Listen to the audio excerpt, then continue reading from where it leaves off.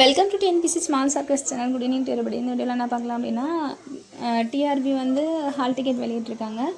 என்ன சொல்லியிருக்காங்க அப்படின்னா, லாஸ்ட் டைமில் வந்துட்டு நம்ம டவுன்லோட் பண்ணும்போது ஏதாவது ப்ராப்ளம் ஆகலாம், அதனால் 1 வீக் முன்னாடியே டவுன்லோட் பண்ணிக்கோங்க. அப்புறம் லாஸ்ட் நேரத்தில் ஏதாவது சிக்கல்னா கஷ்டம், அதனால் வந்து 1 வீக் முன்னாடியே டவுன்லோட் பண்ணிக்கோங்க அப்படின்னு சொல்லியிருக்காங்க. இன்றைக்கி வந்து ஹால் டிக்கெட் வந்து வெளியிட்டிருக்காங்க.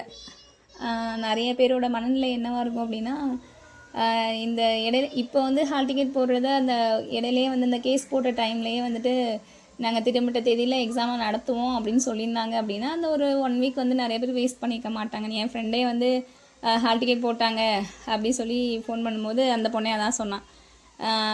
அந்த கேஸ் போட்டிருந்தப்பவே டிஆர்பி வந்து பதில் சொல்லியிருந்துருக்கலாம், நான் அதாவது திட்டமிட்ட தேதியில் நடக்கும் அப்படின்னு சொல்லியிருந்தாங்கன்னா ஒரு 2-3 நாள் வேஸ்ட் பண்ணாமல் இருந்திருப்பேன், எக்ஸாம் தள்ளி போகும்னு சொல்லிட்டு நான் டைம் கொஞ்சம் வேஸ்ட் பண்ணிட்டேன் அப்படின்னு சொல்லிட்டு இதே மனநிலையில் நிறைய பேர் இருப்பாங்க.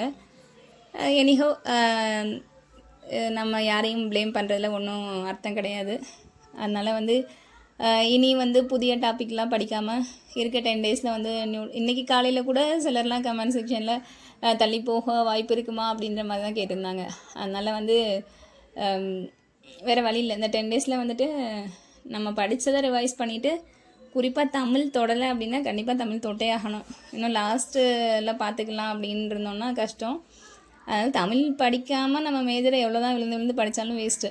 அதனால் தமிழை கொஞ்சம் கான்சன்ட்ரேட் பண்ணிவிட்டு இனி நியூ டாபிக்ஸ் எதுவும் பார்க்காம படித்ததை நல்லா ரிவைஸ் பண்ணுறது தான் வந்துட்டு கொஞ்சம் புத்திசாலித்தனம். பார்க்கலாம் இந்த 10 டேஸில் எவ்வளோ படிக்க முடியுதோ டைம் வேஸ்ட் பண்ணாமல் கொஞ்சம் படித்தோன்னா முடிஞ்ச அளவு படித்ததெல்லாம் நம்மளால் ரிவைஸ் பண்ண முடியும்னு நம்பிக்கையோடு ஸ்டார்ட் பண்ணுவோம். தமிழை ஸ்கிப் பண்ணாமல் கொஞ்சம் தமிழை கான்சன்ட்ரேட் பண்ணிடுங்க. இல்லை அப்படின்னா லாஸ்ட் டைமில் பார்த்துக்கலாம்னு நினச்சிரோன்னா கஷ்டம். தமிழ் இல்லைன்னா நமக்கு வேஸ்ட்டு படிக்கிறதே.